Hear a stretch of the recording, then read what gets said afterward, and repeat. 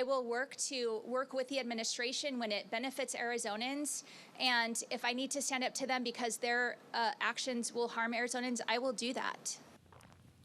And welcome back to Square Off. That was Governor Katie Hobbs in Nogales telling reporters how she plans to work on border issues with President Donald Trump once he takes office. Trump is focused on mass deportations of undocumented immigrants. So are there any areas where Hobbs and Trump can find common ground? Our politics panel steps in with some answers. Christine Jones, an attorney and former Republican candidate for governor and Congress, and Dawn Penich, Democratic consultant at Agave Strategies. Welcome back. Good morning. Let's start with a question I posed in the last segment, and that is election denial dead? No protests at the county board, no protests anywhere, no lawsuits. Christine, is election denial dead now that Donald Trump's won? I think the short answer is no. Obviously, when your team wins, you celebrate it. And we did see some calls by the Democrats for recounts after the results. But we've talked about this before. When you have, as a deeply held religious belief, that there is something wrong with the elections, you won't stop. And we now know that Justin Heap is going to start investigating, maybe doing away with election machines, maybe doing away with anything but paper ballots. I think to say election denial is maybe pejorative, but election integrity will continue to be a focus of people. Justin Heap, the incoming Republican county recorder. Is it dead or not?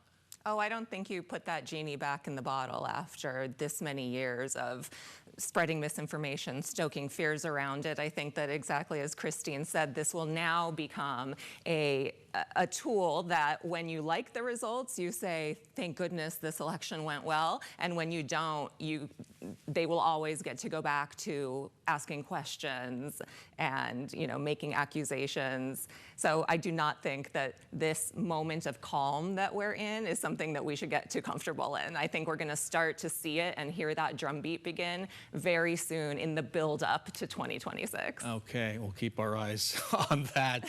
I want to stay with you, Dawn. Governor Katie Hobbs will certify the statewide election on Monday.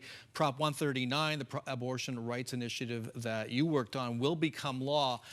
But becoming law doesn't mean it takes effect. What would have to happen next? That's right. So in Arizona, nothing is automatic. So Prop 139 will be an amendment to the Arizona Constitution. And what happens next in terms of abortion regulations and restrictions is a lot of court cases and also a number of bills in the legislature that we may look to modify or change or repeal or add new laws that then Arizona judges, whether they, if they actually make it to the governor's desk, then Arizona judges will chime in and say, this is in keeping with the tenets of Prop 139, or this violates the new backdrop of Prop 139. And so every existing abortion regulation will also go in front of Arizona judges. Nothing will happen, nothing will fall away automatically.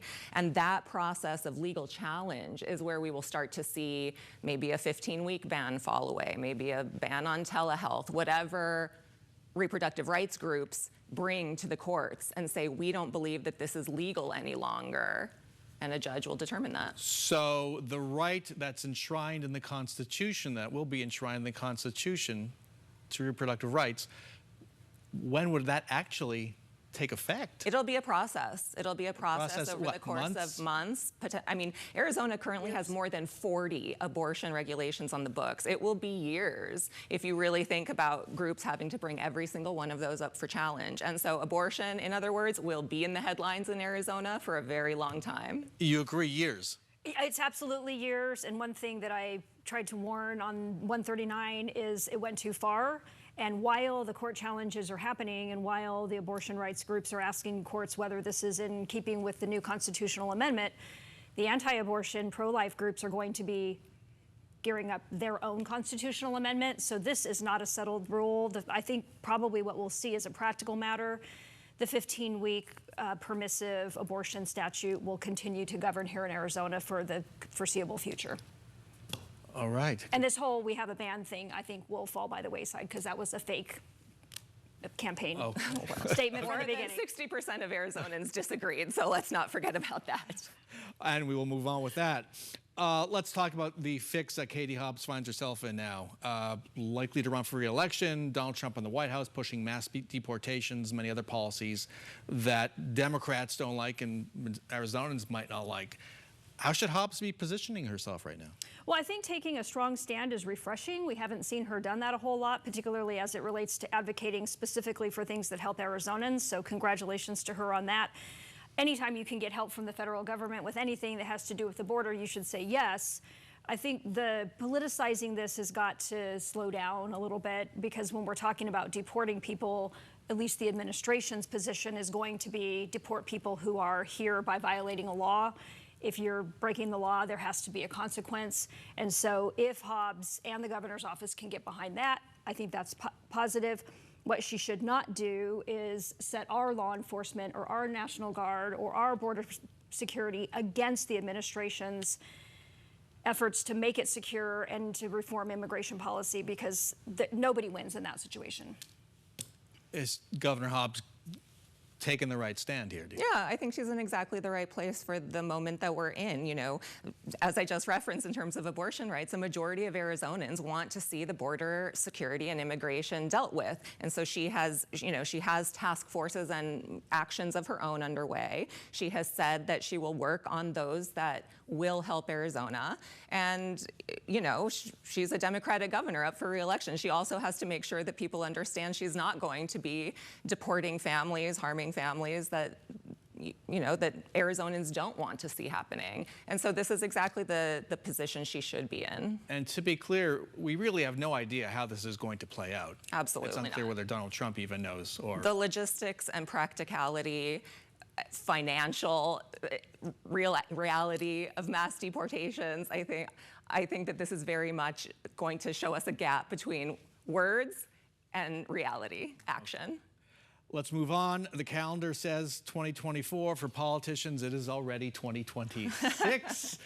Several tri-balloons are going up. Warren Peterson, Senate President, already says he's running for Attorney General and might try to impeach the current Attorney General, Chris Mays. I want to start, though, with Charlie Kirk and Turning Point USA. They played a big role in Republican victories this year. Charlie Kirk has emerged as a significant player in power politics, in Republican politics.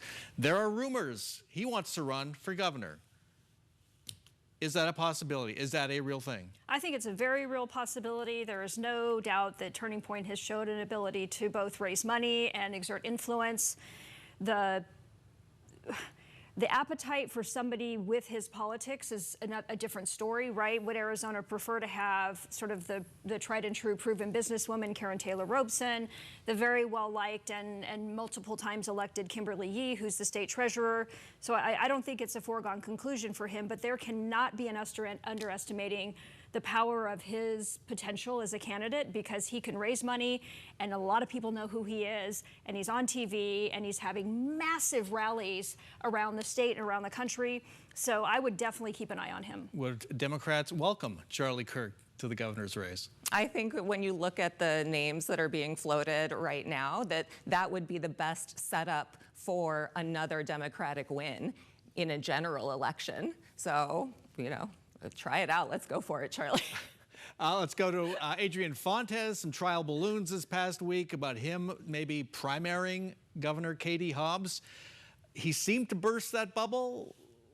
I don't think. Is there any chance Adrien Fontes takes on Katie Hobbs in a primary? No, I don't think that that's happening. Democrats have secured statewide wins in these three key seats for the first time in 50 years. The Democratic structure is not about to let infighting and, primary challenges mess that up. So, newsflash, politicians like to see their name in print. They like it when people are talking about them, and I think that's the extent of it. But I do love that you acknowledge that the Democratic structure pushes people out of primaries. So thank you for that admission. Oh, I don't think I said that. Okay, well, we're going to end it there, and I'm going to wish you both, Christine Jones and Don Penich, a happy Thanksgiving. Likewise, happy My Thanksgiving. favorite holiday. Thank you so much for joining us. You can watch all of our Square Off coverage on our YouTube channel. That's 12news.com/YouTube. And that's our show for this week. Thanks very much to all of our guests. Thank you so much for joining us. Wish you all a very happy Thanksgiving. We'll see you back here next weekend for another round of Sunday Square Off.